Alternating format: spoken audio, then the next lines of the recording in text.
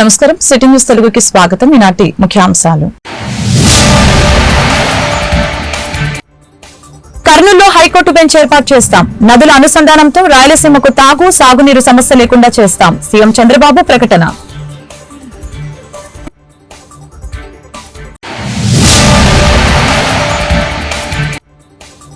విశాఖ తీరంలో వాయు కాలుష్యం స్థాయి 7 రెట్లు పెరిగింది. పర్యావరణ క్షీణత, కాలుష్య నియంత్రణపై చర్యలు చేపడతాం. డిప్యూటీ సీఎం పవన్ కళ్యాణ్ వెల్లడి.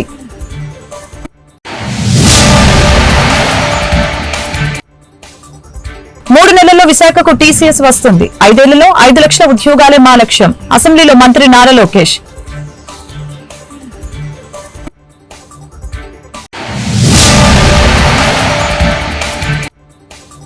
గత ప్రభుత్వం గంజాయి బ్లేడ్ బ్యాచ్ పై ఎలాంటి చర్యలు తీసుకోలేదు. గంజాయి కట్టడికి special task force sub committee ఏర్పాటు. హోంమంత్రి అనిత వ్యాఖ్యలు. త్వరలోనే కర్నూలులో హైకోర్టు బెంచ్ ఏర్పాటు చేస్తామని సీఎం చంద్రబాబు తెలిపారు. లోకాయుక్త, ఏపీ, హెచ్ఆర్సీ తదితర సంస్థలు కూడా అక్కడే ఉంటాయని వెల్లడించారు. ఈ సందర్భంగా కర్నూలులో హైకోర్టు బెంచ్ ఏర్పాటుపై శాసనసభలో తీర్మానం ప్రవేశపెట్టిన సందర్భంగా ముఖ్యమంత్రి మాట్లాడారు. రాష్ట్రంలోని ఇతర ప్రాంతాలు కూడా అభివృద్ధి కావాలి. గత ప్రభుత్వం 3 రాజధానుల్ని 3 ముక్కలాట ఆడింది. ఎన్నికల ముందు కర్నూలు, విశాఖపట్నంలోనూ రాజధాని అమరావతి అని చెప్పిన ఘనత కూటమిది. తెలుగు గంగ, హంద్రినీవ, గాలేరు, నగరి లాంటి ప్రాజెక్టుల్ని టీడీపీ ప్రభుత్వం ప్రారంభించింది.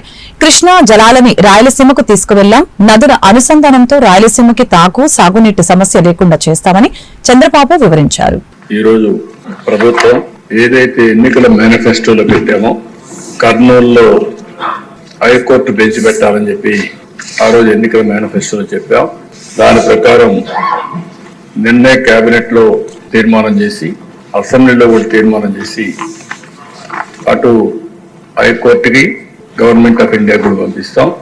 వీలైనంత తొందరలో కర్నూలులో హైకోర్టు బెంచ్ రావడానికి ఈ ప్రభుత్వం అన్ని విధాల ప్రయత్నం చేస్తాం. ఇంత మునుపు ఏదైతే అక్కడ లోకాయుక్త కానీ, స్టేట్ హ్యూమన్ రైట్స్ కమిషన్ కానీ, ఇలాంటి ట్రిబ్యునల్స్ ఏమైనా ఉంటే అవి కూడా అక్కడే ఉంటాయి. అవి కూడా షిఫ్ట్ చేయడం లేదని చెప్పి మరొకసారి తెలియజేస్తున్నా.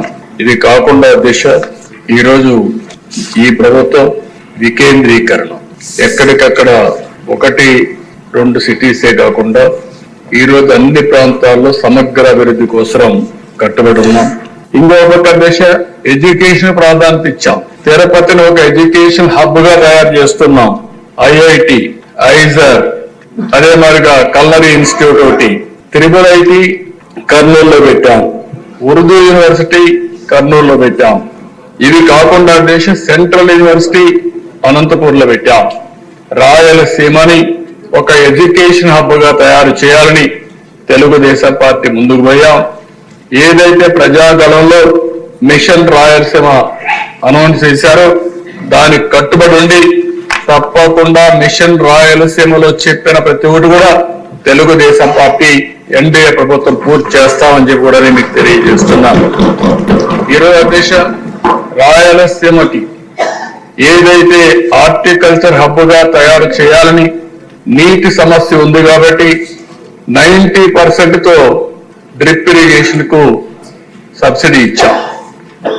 ఆ 90% ఇస్తే గత ప్రభుత్వం దాన్ని కూడా తీసేసే పరిస్థితికి వచ్చారు.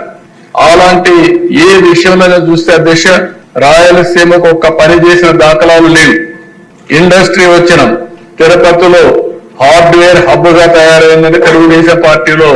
విశాఖ తీరంలో వాయు కాలుష్య స్థాయి 7 రెట్లు పెరిగిందని డిప్యూటీ సీఎం పవన్ కళ్యాణ్ తెలిపారు. విశాఖ తీరంలో వాయు కాలుష్యంపై శాసన మండలిలో ప్రశ్నోత్తరాలు నిర్వహించారు. సభ్యులు అడిగిన ప్రశ్నలకి ఉప ముఖ్యమంత్రి పవన్ కళ్యాణ్ సమాధానం ఇచ్చారు. అలాగనే వాయు కాలుష్యం జరగకుండా పరిస్థితి మెరుగుకి చర్యలు చేపట్టామని అన్నారు. పర్యావరణ క్షీణత, కాలుష్య ప్రభావం తగ్గించేందుకు చర్యలు చేపట్టాం. దీనిపై పీసీబీ అధ్యయనం చేస్తోంది. 2025 జనవరిలో ఈ నివేదిక వస్తుంది. అది రాగానే విశాఖలో తగిన కార్యాచరణ చేపడతామని తెలిపారు. గ్రీన్ ఎనర్జీని రాష్ట్ర ప్రభుత్వం ప్రోత్సహిస్తోంది. విశాఖ, గుంటూరులో ఘన వ్యర్థాలతో విద్యుత్ తయారు చేపడుతున్నాం. దీన్ని ఇతర ప్రాంతాలకు వివరిస్తాం. డిసెంబర్లో క్షేత్రస్థాయిలో పర్యటిస్తాం. విశాఖలో కాలుష్య నివారణ చర్యలపై సమీక్షించి తగు చర్యలు తీసుకుంటామని పవన్ కళ్యాణ్ తెలిపారు. 3 ప్రశ్నలు అధ్యక్ష. మొదటి దానికి లేదండి, డీటెయిల్ చెప్పాలంటే national ambient air quality standard 2009 కింద కేంద్ర ప్రభుత్వంలోని పర్యావరణం, అడవులు, వాతావరణ మంత్రిత్వ శాఖ నోటిఫై చేసిన ప్రమాణాలను అనుసరించి సెంట్రల్ పొల్యూషన్ కంట్రోల్ బోర్డు మార్గదర్శకాలకు అనుగుణంగా national air quality monitoring programme కింద రాష్ట్రంలో పరిసర వాయు నాణ్యతను ఆంధ్రప్రదేశ్ కాలుష్య నియంత్రణ మండలి పర్యవేక్షిస్తూ ఉంది. 2024 జనవరి నుండి సెప్టెంబర్ 24లో విశాఖపట్నం యొక్క గాలి నాణ్యత క్యూబిక్ మీటర్ సగటున 86 మైక్రోగ్రాముల సాంద్రతను చూపిస్తూ ఉంది. ఇది కేంద్ర ప్రభుత్వ పర్యావరణ, అడవులు, వాతావరణ మంత్రిత్వ శాఖ నోటిఫై చేసిన ప్రమాణాల ప్రకారం క్యూబిక్ మీటర్కు 60 మైక్రోగ్రాముల నిర్దేశిత ప్రమాణం కంటే సుమారు 1.43 రెట్లు ఎక్కువ. అలాగే రెండో ప్రశ్నకు అధ్యక్ష, విశాఖపట్నంలోని వాయు కాలుష్యానికి సంబంధించి ప్రపంచ ఆరోగ్య సంస్థ ప్రత్యేకంగా ఎటువంటి నివేదిక లేదా హెచ్చరికను విడుదల చేయలేదు. 2024 సంవత్సరంలో జనవరి సెప్టెంబర్ 24 మధ్యలో ఆంధ్రప్రదేశ్ పొల్యూషన్ కంట్రోల్ బోర్డు పర్యవేక్షించిన విశాఖపట్నం నగరం యొక్క consolidated air quality data particulate matter యొక్క వార్షిక సగటు సాంద్రత 86 మైక్రోగ్రామ్ పర్ క్యూబిక్ మీటర్ గా వర్ణిస్తుంది. ఇది నిర్దేశిత జాతీయ ప్రమాణం 60 మైక్రోగ్రామ్ పర్ క్యూబిక్ మీటర్ ద్వారా national ambient air quality standard సిఫార్సు చేయబడిన కంటే కూడా 1.43 టైమ్స్ ఎక్కువ అధ్యక్ష. అది particulate 33 microgram per cubic metre గా ఉంది. ఇది నిర్దేశిత ప్రమాణం 40 మైక్రోగ్రామ్ పర్ క్యూబిక్ మీటర్ లోపు ఉంది. అయితే WHO మార్గదర్శకాల ప్రకారం PM10 15 మైక్రోగ్రామ్ / క్యూబిక్ మీటర్ మరియు ఈ PM 2.55 మైక్రోగ్రామ్ / క్యూబిక్ మీటర్ గా నిర్దేశించడమైనది. 3 నెలల్లో విశాఖకి టీసీఎస్ వస్తుందని మంత్రి నారా లోకేష్ తెలిపారు. అసెంబ్లీలో ప్రశ్నోత్తరాల సమయంలో ఎమ్మెల్యేల ప్రశ్నలకు ఆయన సమాధానం ఇచ్చారు. 5 సంవత్సరాల్లో 5 లక్షల ఐటీ ఉద్యోగాలే మా లక్ష్యం. టీడీపీ హయాంలో 2014 నుంచి 2019 మధ్యలో సుమారు 150 కంపెనీలు 50,000 మందికి ఉద్యోగాలు కల్పించాయి. ఈ పరిశ్రమల్ని ఆనాడు చొరవతో తీసుకువచ్చాం. అనేక సదస్సులు ఏర్పాటు చేసి విశాఖపై దృష్టి సారించాం. ముందు చూపుతో ఆనాడు డేటా సెంటర్ పాలసీ తీసుకువచ్చి ఆదాని సంస్థతో ఒప్పందం చేసుకున్నట్లు తెలిపారు. 2019-24 మధ్య ఒక్క కాంక్లేవ్ జరగలేదు, ఒక్క పరిశ్రమ కూడా రాలేదని ఆయన వెల్లడించారు. అధ్యక్ష, రాష్ట్ర విభజన తర్వాత 2014లో చంద్రబాబు నాయుడు గారి నాయకత్వంలో ఒకే రాష్ట్రం ఒకే రాజధాని కానీ అభివృద్ధి వికేంద్రీకరణ జరగాలి, రాజధాని ప్రకటించేటప్పుడు చాలా స్పష్టంగా ఐటీ మొత్తం విశాఖపట్నం తీసుకొస్తామని ఆనాడు ఆయన చెప్తాం జరిగింది.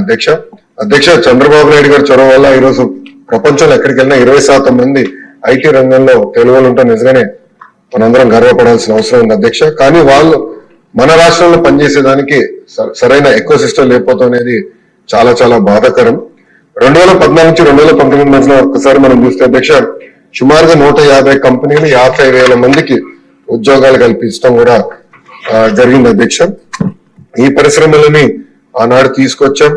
అంతేకాకుండా అనేక సందర్భాల్లో కాన్క్లేవ్స్ కూడా ఏర్పాటు చేసి వైజాగ్ లో ఫోకస్ ఏరియాగా తీర్చిదిద్దడం జరిగింది. ముందు చూపుతో డేటా సెంటర్ పాలసీ ఆనాడు తీసుకొచ్చి అదానితో కూడా ఒప్పందం కుదుర్చుకుని వాళ్ళు కూడా ఆనాడు భూములు కేటాయిస్తాం జరిగింది, శంకుస్థాపన చేస్తాం జరిగింది. కానీ అది ఆగిపోతాం జరిగింది అధ్యక్ష. 2019 నుంచి 24 చూస్తే అధ్యక్ష ఎలాంటి యాక్షన్ లేదు, ఒక్క కాన్క్లేవ్ జరగలేదు, ఒక్క పరిశ్రమ రాలేదు అధ్యక్ష. ఒక మంత్రిని బాధాకరమైన పరిస్థితి ఏంటంటే ఆనాడు ఒక మంత్రిని అడిగారు అధ్యక్ష, ఆ రేస్ ఏదో హైదరాబాద్ లో జరుగుతుంటే ఇది మీరు ఎప్పుడు తీసుకొస్తారు ఆంధ్ర రాష్ట్రానికి అంటే కోడి ఇంకా గుడ్డు పెట్టలేదు, లేదంటే గుడ్డు కోడి పెట్టలేదు అదో చెప్పాడు అధ్యక్ష. అది దేవుడి తెలియాలి ఏం చెప్పాడు.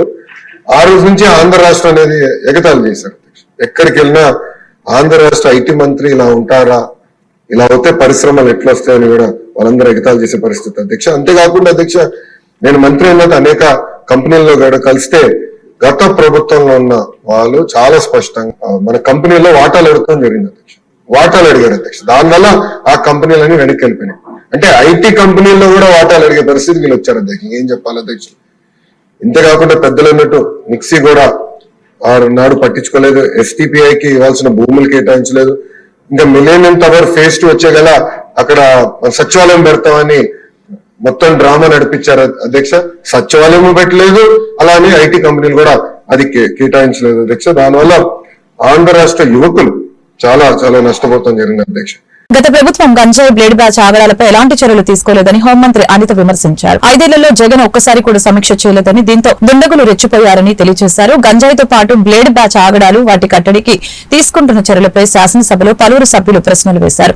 వీటికి హోంమంత్రి సమాధానం ఇచ్చారు. కూటమి ప్రభుత్వం అధికారంలోకి వచ్చినప్పటి నుంచి గంజాయి కట్టడికి చర్యలు తీసుకుంటున్నట్లు తెలిపారు. ప్రత్యేక టాస్క్ ఫోర్స్, సబ్ కమిటీ ఏర్పాటు చేశామని, దీంతో నేరస్తుల్ని అణచివేస్తామని తెలియజేశారు. గత 5 నెలల్లో 25,000 కిలోల గంజాయిని పట్టుకున్నట్లు తెలిపారు. దీన్ని సాగు చేసిన, తరలించిన పీడీ యాక్ట్ కేసులు నమోదు చేస్తున్నట్లు చెప్పారు.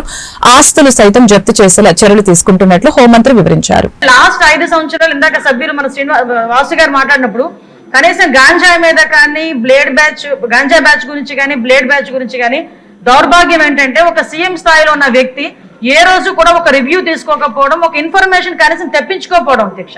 దీని పర్యవసానం ఏదంటే 5 సంవత్సరాలు దీన్ని క్యారీ ఫార్వర్డ్ చేసుకొని ఈ రోజు ఇంతవరకు రావడం జరిగింది అధ్యక్ష. దీని నేపథ్యంలో ఈ రోజు ఈ గాంజాని ఇమీడియట్ గా మనం అరికట్టాలి అనుకునేటప్పుడు చాలా ఎక్సర్సైజ్ చేసుకోవాల్సి వస్తుంది అధ్యక్ష. సిస్టమ్ ని కూడా మనం మళ్ళా రిపేర్ చేసుకోవాల్సిన పరిస్థితి ఏర్పడింది అధ్యక్ష. ఇంతకు ముందు గాంజాకి సంబంధించి పైనుంచి ఏజెన్సీ నుంచి కిందకు వచ్చే సిచ్యువేషన్ లో ఎన్ని చెక్ పోస్టులు ఉన్నాయని నేను వైజాగ్ సిపి గారిని ఒకసారి నేను హోమ్ మినిస్టర్ అయిన వెంటనే మాట్లాడితే కేవలం 2 సీసీ కెమెరాలు ఉన్నాయి, చెక్ పోస్టులు ఉన్నాయి, దాని దగ్గర 2 సీసీ కెమెరాలు ఉన్నాయని చెప్పారు అధ్యక్ష. అంటే చెక్ పోస్టులు కూడా పెట్టుకోలేని పరిస్థితులు అయిపోయింది. ఈ రోజు మళ్ళా తిరిగి గాంజా నిర్మూలనకి పర్టికులర్ గా ఎక్కడెక్కడైతే ఏరియాస్ నుంచి అయితే మనకి ట్రాన్స్పోర్ట్ జరుగుతుందో ఆ ట్రాన్స్పోర్ట్ అన్ని ఏరియాలోని కూడా చెక్ పోస్టులు ఏర్పాటు చేసుకున్నాం. చెక్ పోస్టుల దగ్గర సీసీ కెమెరాస్ ఏర్పాటు చేసుకున్నాం అధ్యక్ష. ఏ గాంజా తీసుకునే వ్యక్తి కూడా ఎక్కడ కూడా తప్పించుకోకూడదనే ఉద్దేశంతోనే సర్వేలెన్స్ కింద సీసీ కెమెరాలు ఆల్రెడీ ఫిక్స్ చేస్తున్నాం అధ్యక్ష. దీని నేపథ్యంలోనే మనం అర్థం చేసుకుంటే అధ్యక్ష, ఈ 5 నెలల కాలంలో మనం వచ్చిన ఎన్డీఏ గవర్నమెంట్ వచ్చిన 5 నెలల కాలంలోనే సుమారుగా 25,000 కేజీల గాంజాని ఈ రోజు పట్టుకొని గవర్నమెంట్ స్వాధీనం చేసుకునే పరిస్థితి, పోలీస్ డిపార్ట్మెంట్ వాళ్ళు పట్టుకొని స్వాధీనం చేసుకునే పరిస్థితి కనిపించింది అధ్యక్ష. దగ్గర 916 మందిని కూడా ఈ రోజు మనం జూన్ నుంచి అక్టోబర్ వరకు చూసుకుంటే 916 మంది మీద ఆల్రెడీ కేసులు నమోదైన వాళ్ళందరూ కూడా వెళ్ళారు అధ్యక్ష. ఇందాక గౌరవ సభ్యులు కూడా జైలుకి సంబంధించిన విషయం కూడా చెప్తున్నారు అధ్యక్ష. ఇంతకు ముందు ఏం జరిగిందన్న దాని గురించి ఈ రోజు నేను చెప్పక్కర్లేదు, మీరు చెప్పక్కర్లేదు, ప్రపంచం అంతా కూడా తెలుసు. కానీ ఈ రోజు మేము వచ్చిన తర్వాత మా నిఘా యంత్రాలు ఎంత క్లియర్ గా పనిచేస్తున్నాయంటే ఎప్పుడు నుంచి జరుగుతుందో అర్థం కాదు. రాజమండ్రిలోని ఒక ఫార్మసిస్ట్ ఒక జైల్లో ఉన్న వ్యక్తికి గాంజా తీసుకెళ్లే పరిస్థితి నిన్న మొన్న కనిపిస్తే ఇమీడియట్ గా దాన్ని మా నిఘా యంత్రాలన్నీ కూడా పట్టుకొని అతన్ని కూడా అరెస్ట్ చేసి జైలుకు పంపించిన పరిస్థితి. మీరు అన్నట్టుగానే ఎక్కువ ఏజెన్సీ ఏరియాలోని చిన్న పిల్లలు దీనికి ఎడిక్ట్ అయిపోయే పరిస్థితి కనిపిస్తుంది అధ్యక్ష. ఎడిక్ట్ అవ్వడమే కాదు అధ్యక్ష, వాళ్ళకున్న ఫైనాన్షియల్ ప్రాబ్లమ్స్ ని బేస్ చేసుకుని వాళ్ళని పావుల కింద వాడుకునే పరిస్థితి ఉంది. కాబట్టి గాంజా బ్యాచ్ల్లోని గాంజాలు సరఫరా చేసేవారు కానీ గాంజా తీసుకునే వాళ్ళకి కూడా అధ్యక్ష ఈ రోజు ఏదో తీసుకొచ్చాము, జైల్లో పెట్టేసాము, వాళ్ళకి రిమాండ్ తీసేసాము, తర్వాత బెయిల్ బయటకు వచ్చి వాళ్ళు అలా చేసే కన్నా వీళ్ళు చేసిన వెంటనే వీళ్ళ మీద పీడియాక్ట్ పెట్టడమే కాదు అధ్యక్ష, వీళ్ళ ఆస్తులు కూడా జప్తు చేయడానికి వీలైతే వాళ్ళకి ఆస్తి ఏమీ లేకపోతే వాళ్ళ దగ్గర ఉన్న ఆధార్ కార్డులు కానీ వాళ్ళ దగ్గర ఉన్న రేషన్ కార్డ్స్ కానీ అలాంటి కూడా సీజ్ చేసే పరిస్థితి కూడా అర్పించాలి అని గౌరవ ముఖ్యమంత్రి గారు కూడా మాకు ఆదేశాలు ఇవ్వడం జరిగింది అధ్యక్ష. దాని మీద కూడా ముందుకెళ్తున్నాం. ఏలూరు నగరంలో మున్సిపల్ కార్మికుల సంక్షేమంతో పాటు వారి అభివృద్ధికి పాటుపడుతున్నామని మున్సిపల్ చైర్మన్ షేక్ నూర్జహాన్ పెదబాబు తెలిపారు. ఈ సందర్భంగా ఏర్పాటు చేసిన విలేకరుల సమావేశంలో చైర్మన్ మాట్లాడారు. 13 లక్షల రూపాయలతో బట్టలు కొనుగోలు చేశామని, ఒక్కొక్క కార్మికుడికి 2 జతల బట్టలు ఇస్తున్నట్లు ఈ సందర్భంగా తెలియజేశారు. ఎస్ఎన్ఆర్ పెదబాబు మాట్లాడుతూ ఏలూరు శాసనసభ్యులు బడేటి చంటి ఆదేశాల ప్రకారం నగరంలో ప్రజలకు ఎటువంటి అసౌకర్యాలు కలగకుండా ప్రతిరోజు చెత్తను తొలగించేందుకు నూతనంగా 2 ట్రాక్టర్లు కొనుగోలు చేసి ప్రారంభిస్తున్నామని అన్నారు. చైర్మన్ తో పాటు నగర కమిషనర్ భాను ప్రతాప్ ట్రాక్టర్లని ప్రారంభించారు.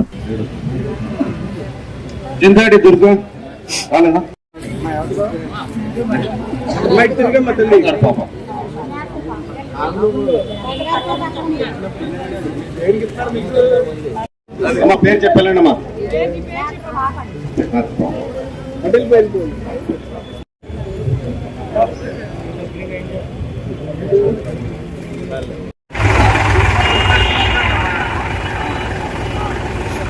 సెంటర్లోకి పెడితే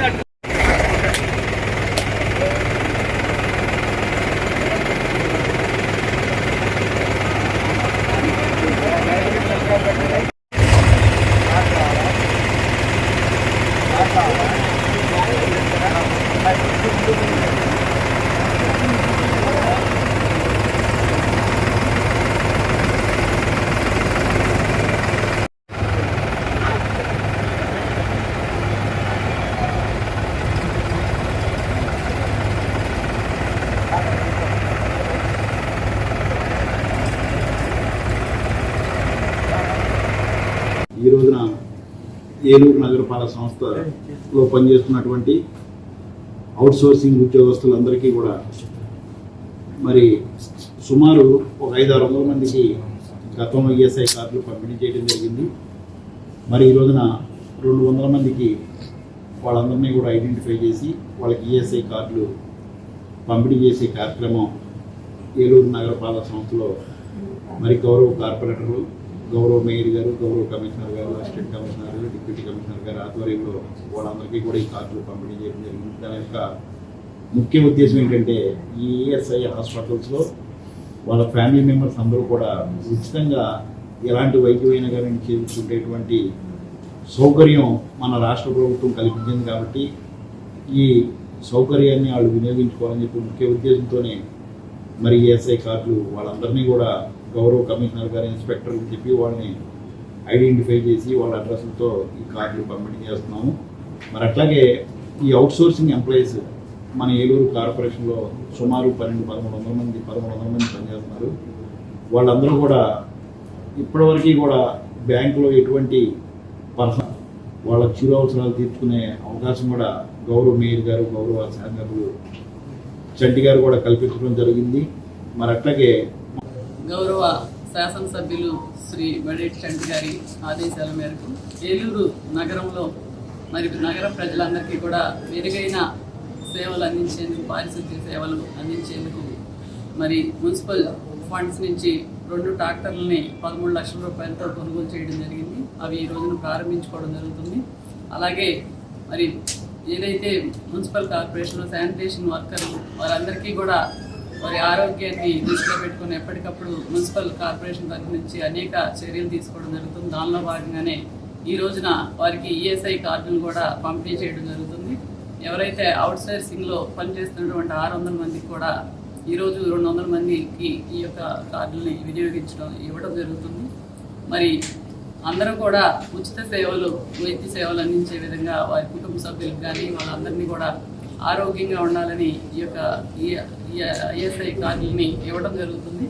మరి అదేవిధంగా గౌరవ ముఖ్యమంత్రి శ్రీ నారా చంద్రబాబు ఏలూరు మున్సిపాలిటీలో పారిశుద్ధ్య కార్మికులకు, అదేవిధంగా మున్సిపాలిటీలో పనిచేస్తున్న అవుట్సోర్సింగ్ కార్మికుల సంక్షేమం కోసం నిరంతరం ఆరోగ్య పరిరక్షణ ధ్యేయంగా పనిచేస్తామని మున్సిపల్ కమిషనర్ భాను ప్రతాప్ తెలిపారు. ఈ రోజు మున్సిపల్ కార్యాలయంలో జరిగిన విలేకరుల సమావేశంలో కమిషనర్ మీడియాతో మాట్లాడారు. ఇటీవల విజయవాడలో జరిగిన వరద బాధితుల సహాయ కార్యక్రమాల్లో ఏలూరు నుంచి 400 మందికి పైగా పారిశుద్ధ్య కార్మికులు సేవలందించారని, వారందరికీ 2 జతల బట్టలు పంపిణీ చేస్తున్నట్లు తెలిపారు. ఈ సందర్భంగా కార్మికులకి నగర కార్పొరేటర్లతో కలిసి ఈఎస్ఐ కార్డులు పంపిణీ చేశారు.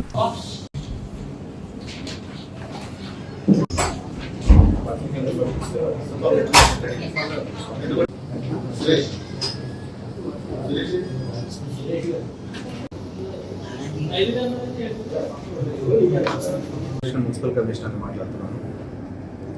ఆంధ్రప్రదేశ్ రాష్ట్ర ప్రభుత్వం గౌరవ ముఖ్యమంత్రి వర్యులు శ్రీ నారా చంద్రబాబు నాయుడు గారు కొత్తగా బాధ్యతలు చేపట్టిన తర్వాత ప్రకృతి వైపరీత్యాలు దృష్ట్యా విజయవాడ నగరపాలక సంస్థకి బుడమేరు ఉప్పొంగి విజయవాడ మొత్తం కూడా అల్లకల్లోలం అవడం జరిగింది. ఆ సందర్భంగా ఏలూరు కార్పొరేషన్ నుంచి మొత్తం 406 మంది పారిశుధ్య కార్మికులు విజయవాడ కార్పొరేషన్లో ఒక వారం పాటు స్టే చేసి వీళ్ళ సేవల మొత్తాన్ని కూడా అక్కడ అందించడం జరిగింది. వీళ్ళు చేసినటువంటి సర్వీసెస్ గుర్తుగా గౌరవ మంత్రివర్యులు, అదేవిధంగా గౌరవ శాసనసభ్యులు, గౌరవ మేయర్ గారు వీరి అందరి ఆదేశాల ప్రకారం వీళ్ళకి ఒక్కొక్కళ్ళకి 2 జతల చొప్పున బట్టలు పంపిణీ చేయమని చెప్పి గౌరవ పాలకవర్గం మొత్తం కూడా ఆదేశించడం జరిగింది. ఆ ఆదేశానుసారం ఎవరైతే ఈ 406 మంది అక్కడ సేవలు అందించారో వారందరికీ కూడా ఈ రోజున గౌరవ మేయర్ గారు, గౌరవ పాలకపక్షం చేతుల మీదుగా నూతన వస్త్రాల బహుకరణ కార్యక్రమం చేపడుతూ ఉన్నాం.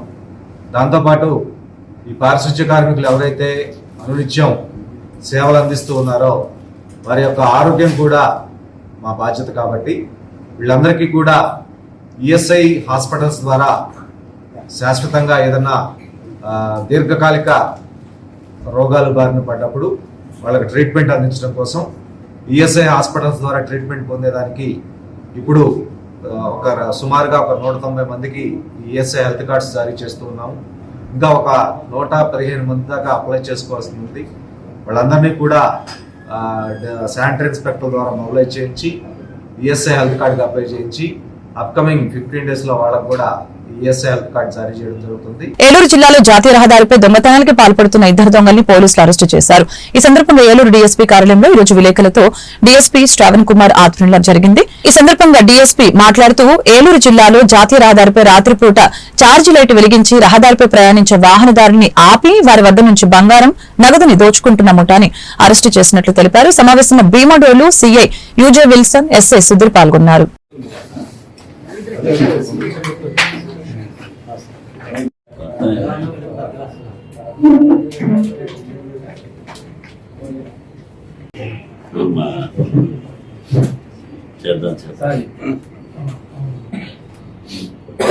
ఎందుకు మా ఈరోజు ఈ సమావేశాన్ని ముఖ్యంగా ఏంటంటే మన భీమడోల్ సర్కిల్లో ద్వారకా తిరుమల పోలీస్ స్టేషన్ పరిధిలో కల్వకుంట గ్రామం దగ్గర నేషనల్ హైవే పైన ఒక రాబరీ జరిగింది. అది మన గత నెల 25వ తారీఖు నాడు జరిగినటువంటి రాబరీ కేసులో దర్యాప్తు నిమిత్తం ముఖ్యంగా ఏంటంటే మా ఛాలెంజ్గా తీసుకున్నాం ఈ కేసులో. ఎందుకంటే హైవే మీద రాబరీ చేయడం అనేది ఏంటనే దీని మీద మా ఇన్స్పెక్టర్ విల్సన్ గారు, అదేవిధంగా ఎస్ఐ సుధీర్ గారు, వాళ్ళ టీం మొత్తం కూడా దీన్ని ఒక ఛాలెంజ్గా తీసుకొని ఏం చేసామంటే టెక్నికల్ ఆధారాల వలన మరియు ఇతర మన రెగ్యులర్ ప్రాసెస్ అయినటువంటి ఎక్స్ కన్విక్ట్స్ వీళ్ళందరూ చేస్తూ మనం రాజమండ్రికి సంబంధించినటువంటి పానుపాటి విజయ్ కుమార్ అతని అనుచరులతోటి ఈ విధంగా హైవేల పైన ఒక టార్చ్ లైట్ తీసుకొచ్చేసి టార్చ్ లైట్ కొడతారు. ఎవరో ఒక వెళ్తుంటే ఇదే విధంగా 25వ తారీఖు నాడు ఈ దేవరపల్లి మండలం చెందినటువంటి శాంతకుమార్ అనే అతను తన భార్య దగ్గరకు వెళ్తుండగా ఈ టార్చ్ లైట్ కొట్టే తలకి అతను ఆగాడు. దాంతో ఆగి ఎవరా అని దగ్గరికి వెళ్ళగానే వీళ్ళు వెంటనే అటాక్ చేసి అతని జేబులో ఉన్నటువంటి సుమారు 10,000 రూపాయల డబ్బులు, ఉంగరం అది కూడా లాక్కోవడం జరిగింది. కొట్టి పంపడంతో తర్వాత అతను వచ్చి మన్నాడు పోలీస్ స్టేషన్లో రిపోర్ట్ చేయడం కూడా జరిగింది.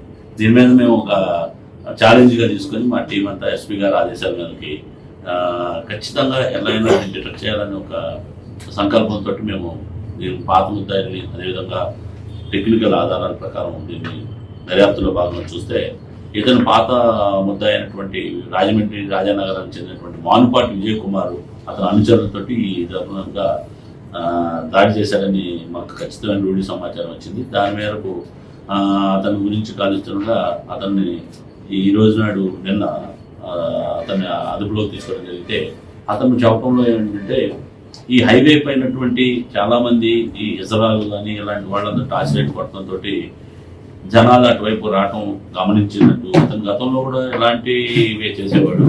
ఇటు తను ఆటో డ్రైవర్గా పైకి కవర్ జాబ్ లాగా ఆటో డ్రైవర్గా ఉంటాడు. ఈ ఆటో వేసుకొని ఈ అనుచరులను ఎక్కించుకొని ఈ విధంగా ఒక రోడ్డు మీద తీసుకొచ్చి తన అనుచరులతో టార్చ్ లైట్ కొట్టడం ఎవరైనా ఆకర్షిస్తే మొన్న 25/10 జరిగినటువంటి దాడి కేసులో ఉన్నటువంటితో పాటు 2 సంవత్సరాల కిందట ఇదే దెందులూరు పోలీస్ స్టేషన్ లిమిట్స్ లో కూడా ఇదే విధంగా చేసినటువంటి ఒక అఫెన్స్ లో కూడా తను నేరం చేసినట్టుగా చెప్పాడు. ఎందుకంటే తను రాజమండ్రి రాజానగరం వైపు ఉంటే తను అనుపానాలు తెలుస్తున్నాయని చెప్పేసి నెమ్మది. సిపిఎం ఏలూరు జిల్లా 26వ మహాసభలు డిసెంబర్ 13, 14, 15వ తేదీల్లో ముఠాయిగూడెంలో జరుగుతున్నాయని పార్టీ జిల్లా కార్యదర్శి ఏ రవి తెలిపారు. ఈ రోజు ఏలూరులోని భారత కమ్యూనిస్టు పార్టీ కార్యాలయంలో విలేకరుల సమావేశం జరిగింది. ఈ సందర్భంగా రవి మీడియాతో మాట్లాడారు.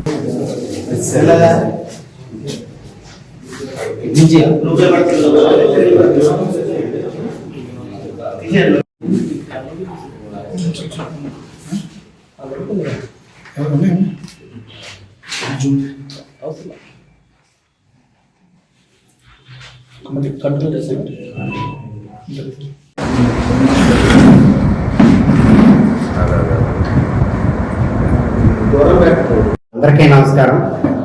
ఏ రవి, సిపిఎం ఏలూరు జిల్లా కార్యదర్శిని. భారత communist party, Marxist, CPM party 26వ జిల్లా మహాసభలు డిసెంబర్ 13, 14, 15 తేదీల్లో పోరాటాల గడ్డ బుట్టాయిగూడెంలో జరుగుతున్నాయి. సిపిఎం పార్టీ ప్రతి 3 ఏళ్లకోసారి గ్రామ శాఖ నుంచి అఖిల భారత స్థాయి వరకు మహాసభలు నిర్వహిస్తుంది. ఆ కాలంలో 3 ఏళ్ల కాలంలో నిర్వహించినటువంటి ప్రజా ఉద్యమాలు, అలాగే భవిష్యత్తులో నిర్వహించాల్సినటువంటి ఉద్యమాలు, దాన్ని నడపాల్సినటువంటి నాయకత్వాన్ని ఎన్నుకోవటం వంటి తదితర ఎజెండాలతో ఆ మహాసభలు జరుగుతాయి. అదే పద్ధతిలో ఇప్పటికే గ్రామ శాఖలు, మండల, పట్టణ మహాసభలు ఇంచుమించు పూర్తి చేస్తున్నాం. డిసెంబర్ 13, 14, 15 తేదీలో బుట్టాయిగూడెంలో జిల్లా మహాసభ జరుగుతుంది. ఈ మహాసభలో ప్రధానంగా మన ఏలూరు జిల్లా సమగ్రాభివృద్ధికి పాలక వర్గాలు, ప్రభుత్వాలు ఏ చర్యలు తీసుకోవాలి, ఎలాంటి కార్యక్రమాలు చేపట్టాలి అనే విషయాల్ని చర్చించబోతున్నాం. వాటి అమలు కోసం ప్రజల నుంచి ఒత్తిడి తీసుకొచ్చే దానికోసం ఇటువంటి ఉద్యమాలు నిర్వహించాలనేది కూడా అందులో నిర్ణయించబోతున్నాం. ప్రధానంగా మన ఏలూరు జిల్లాలో ప్రపంచ ప్రఖ్యాతి చెందినటువంటి కొల్లేరు సరస్సు ఉంది. అలాగే అందమైన పాపికొండలు ఉన్నాయి. అక్కడ అపారమైనటువంటి అటవీ సంపద ఉంది. ఆదివాసీ ప్రాంతం అదంతా కూడాను. అలాగే ప్రపంచ ప్రసిద్ధి చెందిన నూజివీడు రసాల ప్రాంతం కూడా ఉంది. మధ్యలో ఉన్నటువంటి ఈ మెట్ట ప్రాంతం బహుళ పంటలు పండేటువంటి ఈ భారతదేశంలోనే గొప్ప తలసరి ఉత్పత్తులు కానీ వివిధ రకాల పంటలు కానీ పండించే ప్రాంతం ఉంది. ఇలాంటి అనేక వనరులు ఉన్నప్పటికీ కూడా ఈ జిల్లాని సమగ్రంగా అభివృద్ధి చేసే దానికోసం పాలక వర్గాలకు ఎటువంటి స్పష్టమైన ప్రణాళిక లేదు, చిత్తశుద్ధి కూడా లేదు. కాబట్టి ఈ సమగ్రాభివృద్ధికి ఏ చర్యలు తీసుకోవాలి, ఎలాంటి ప్రణాళిక ఉండాలి, దాని అమలు కోసం ఈ మహాసభలో మేము చర్చించబోతున్నాం. అలాగే ప్రజా సమస్యల పరిష్కారం కోసం కూడా చర్చించబోతున్నాం. దీంతో పాటు కేంద్ర రాష్ట్ర ప్రభుత్వాలు ఎన్నికల ముందు ఇచ్చిన విజయవాడలోని ఆర్టీసీ భవనంలో నిన్న జరిగిన ప్రమాణ స్వీకార మహోత్సవానికి హాజరై నన్ను ఆశీర్వదించిన మిత్రులు, శ్రేయోభిలాషులు, పలు నియోజకవర్గాల శాసనసభ్యులు, కూటమి పార్టీల నాయకులు, కార్యకర్తలు ప్రతి ఒక్కరికి పేరు పేరున హృదయపూర్వక అభినందనలు తెలియజేస్తున్నామని ఏలూరు నియోజకవర్గ జనసేన పార్టీ ఇన్ఛార్జి రెడ్డి అప్పలనాయుడు వెల్లడించారు. ప్రింట్ అండ్ ఎలక్ట్రానిక్ మీడియా సోదరులకి నమస్కారం. నిన్న ఏపీఎస్ఆర్టీసీ విజయవాడ జోనల్ చైర్మన్ గా బాధ్యతలు తీసుకుంటాం. చైర్మన్ గారు, రాష్ట్ర చైర్మన్ కొనకళ్ళ నారాయణ గారి చేతుల మీదుగా నిన్న బాధ్యతలు తీసుకుంటం జరిగింది. ఈ కార్యక్రమానికి మన ఏలూరు శాసనసభ్యులు బడేటి రాధాకృష్ణ గారు, పోలవరం శాసనసభ్యులు బాలరాజు గారు, మా పార్టీ జనసేన పార్టీ ఇన్ఛార్జీలు మేక ఈశ్వరయ్య గారు, సోరరాజు గారు, మరి నగర మేయరు ఎస్ఎంఆర్ బాబు గారు, ఇతర కార్పొరేటర్స్, ఇతర కుల సంఘాల నాయకులు, స్నేహితులు, మిత్రులు, శ్రేయాభిలాషులు, జనసేన పార్టీ నాయకులు, జన సైనికులు, మరి ముఖ్యంగా వీర మహిళలు అందరూ, అదేవిధంగా విజయవాడ పట్టణం నుంచి అనేక మంది స్నేహితులు, మరి కుల పెద్దలు అందరూ కూడా వచ్చి వారి యొక్క ఆశీస్సులు అందించడం జరిగింది. అదేవిధంగా విజయవాడ ఈ ఏపీఎస్ఆర్టీసీ సంబంధించినటువంటి నేషనల్ మజ్దూర్ యూనియన్ నాయకులు, టీఎన్టీసీ నాయకులు, ఎంప్లాయీస్, బీసీ ఎంప్లాయీస్, అనేక మంది ఎంప్లాయీస్ నాయకులు అందరూ కూడా వచ్చి వారి యొక్క అభినందనలు తెలియజేశారు. వారందరికీ కూడా పేరు పేరున హృదయపూర్వకమైనటువంటి అభినందనలు తెలియజేస్తా ఉన్నాను. మరి ఈ రోజున పవన్ కళ్యాణ్ గారు గుర్తించి ఒక మంచి అవకాశాన్ని ప్రజలకి, ఏదైతే ఒక సంస్థకి సేవ చేసేటువంటి బాధ్యతను నాకు ఇచ్చినందుకు పవన్ కళ్యాణ్ గారికి, నారా చంద్రబాబు నాయుడు గారికి, మనోహర్ గారికి, లోకేష్ గారికి పేరు పేరున హృదయపూర్వకమైన అభినందనలు తెలియజేస్తా ఉన్నాను.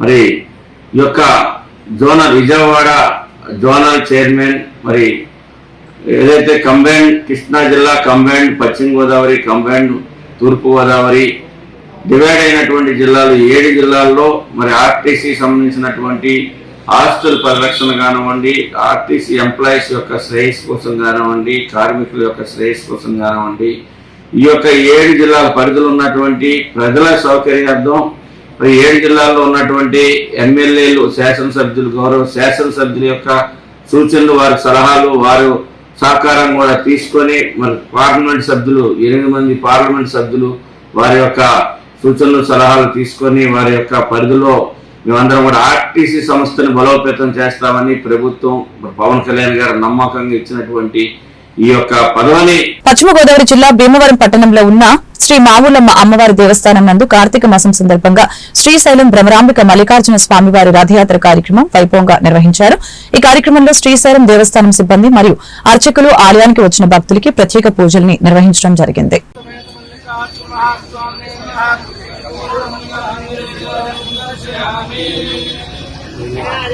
శంకర భగవాన్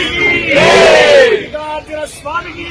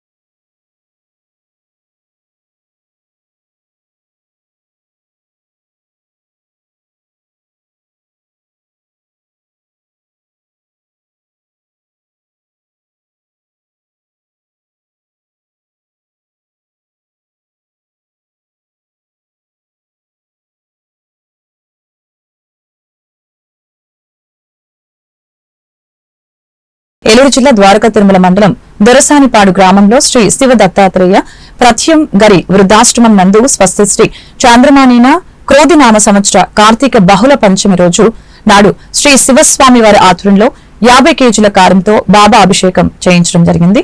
గణపతి పూజ, పుణ్యాహవచనం, దీక్షాధరణ, మాల మంత్రాహరణము, పూర్ణాహుతి హోమం నిర్వహించిన పండితులు. ఓం నమః శివాయ ఓం నమః శివాయ ఓం నమః శివాయ ఓం నమః శివాయ సహస్రదేవ సహస్రాక్ష సహస్రనామ సభోమన్ విశ్వదా విశ్వాకరిష్ట సాగర విశ్వాహ కలత్రవంటి భార్య భగవాన్ చెబుతున్నారు. ఓం నమః శివాయ ఓం నమః శివాయ ఓం నమః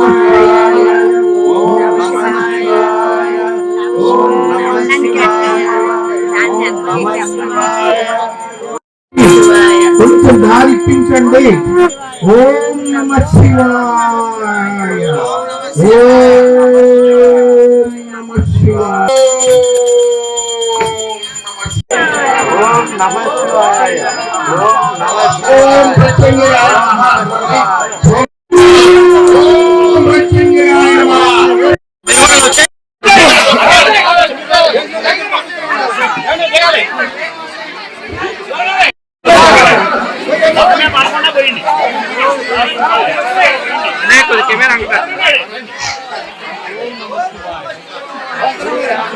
లైట్ ఏంటండి ఎలా పెట్టారు?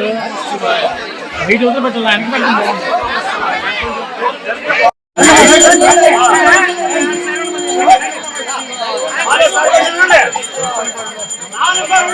ఓం నమః శివాయ.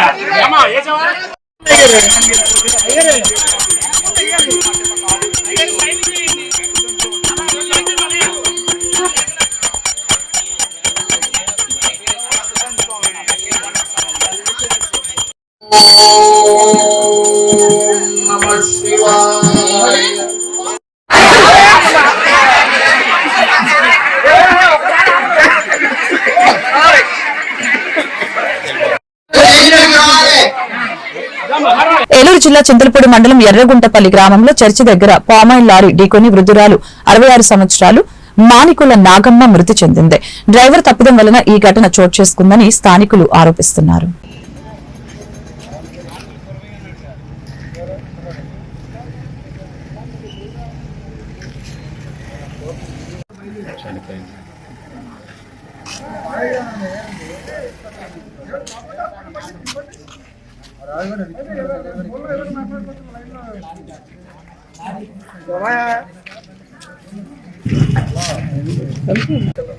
హాస్పిటల్ తీసుకెళ్తే అక్కడ పంపిస్తారు. మీరు హాస్పిటల్ నుంచి మార్చి తీసుకెళ్ళి పెడతాం.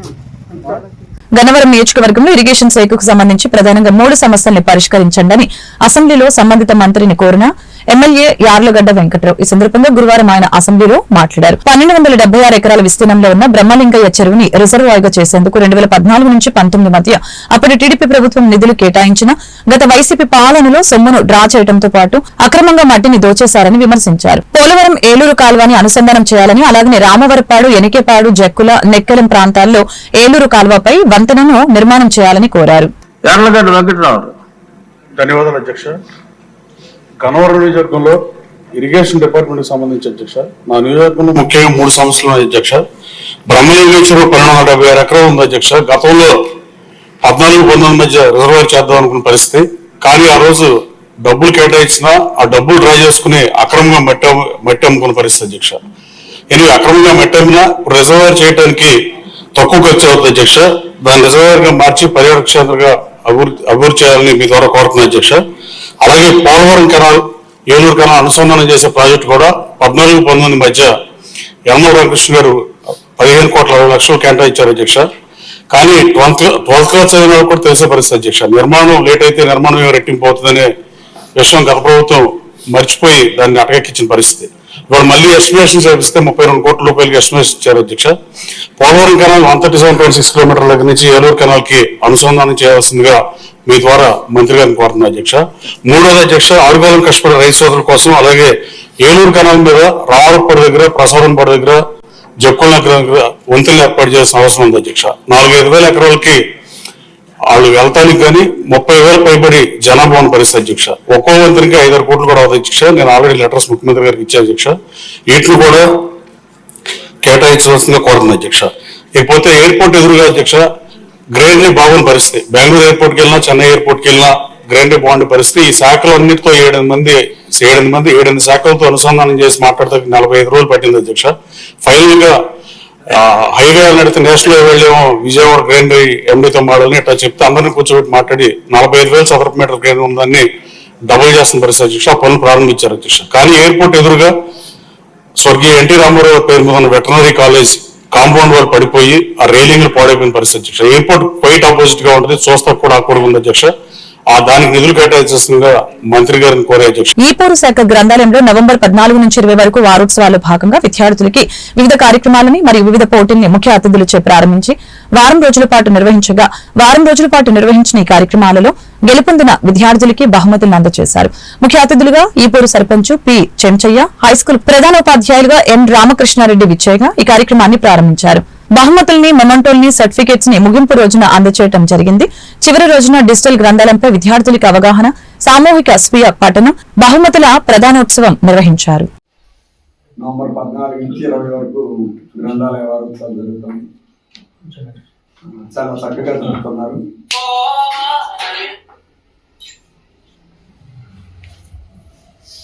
ప్రతిరోజు ఏదో ఒక కార్యక్రమం, దానికి సంబంధించినటువంటి ఫీడ్బ్యాక్ తీసుకోవటం. దాని నుంచి మనం ఏం నేర్చుకోవాలంటే ఈ వారంలో గమనించినటువంటి విషయాలను బట్టి గ్రంథాలయాన్ని బాగా ఉపయోగించుకోవాలి అనేటటువంటి అభిప్రాయానికి అందరూ రావాలి. ఈ విషయాన్ని మళ్ళీ మనం గ్రామస్తులకి తెలియనటువంటి అందరికి కూడా తెలియజేయాలి. మన దగ్గర కొద్ది పుస్తకాలు ఉంటాయి, ఇక్కడికి వస్తే చాలా పుస్తకాలు ఉంటాయి. మనం కొద్దిగా మాత్రమే కొనుక్కోగలం. ఇక్కడ మనం డబ్బులు కట్టకుండానే ఇక్కడ కొని ఇక్కడ ఇచ్చేటటువంటి పుస్తకాలు చాలా ఉన్నాయి. మనకి ఇక్కడైతే 1000 పుస్తకాలు ఉన్నాయి. కాబట్టి అందరూ అర్థం చేసుకోవాల్సింది, అట్లానే పేపర్లు కూడా డైలీ పేపర్స్, న్యూస్ పేపర్స్ వస్తాయి. మనం పేపర్ తెప్పించుకుంటే సరిపోయింది. కానీ ఇక్కడికి నాకు తెలిసి 5-6 పేపర్లు వస్తాయి. ఇక్కడ వచ్చి 5-6 పేపర్లు చదువుకోవచ్చు. దానివల్ల ఉపయోగం ఏంటి? జ్ఞానాన్ని సంపాదించుకోవడం. అట్లనే దానిలో ఉన్నటువంటి విషయాన్ని మనం ఆకలింపు చేసుకుంటాం. పుస్తకాలు చదివితే చరిత్ర తెలుస్తుంది. దానివల్ల మనకి ఉన్నటువంటి పూర్వం ఉన్నటువంటి వాళ్ళు ఏ విధంగా కష్టపడ్డారు, అట్లనే శాస్త్రవేత్తలు ఏ విధంగా కృషి చేశారు అనేటటువంటిది మనకు అర్థమవుతుంది. మరి మనం కూడా ఆ విధంగా చేయాలని కోరుకుంటాను. ఈ అవకాశం ఇచ్చినటువంటి మన లైబ్రరీ శ్రీనివాసరావు గారికి నా హృదయపూర్వక నమస్కారాలు. మిగిలిన పెద్దలందరికీ కూడా హృదయపూర్వక నమస్కారాలు తెలియజేసుకుంటూ విద్యార్థులకు శుభాశీస్సులు. Thank you. వార్త ముగించే ముందు ముఖ్యాంశాలు మరొకసారి. కర్నూలులో హైకోర్టు బెంచ్ ఏర్పాటు చేస్తాం. నదుల అనుసంధానంతో రాయలసీమకు తాగు, సాగునీరు సమస్య లేకుండా చేస్తాం. సీఎం చంద్రబాబు ప్రకటన.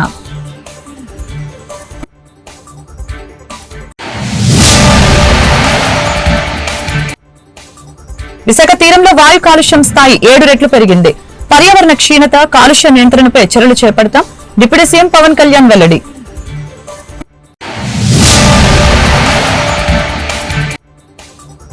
3 నెలల్లో విశాఖకు టీసీఎస్ వస్తుంది. 5 ఏళ్లలో 5 లక్షల ఉద్యోగాలే మా లక్ష్యం. అసెంబ్లీలో మంత్రి నారా లోకేష్.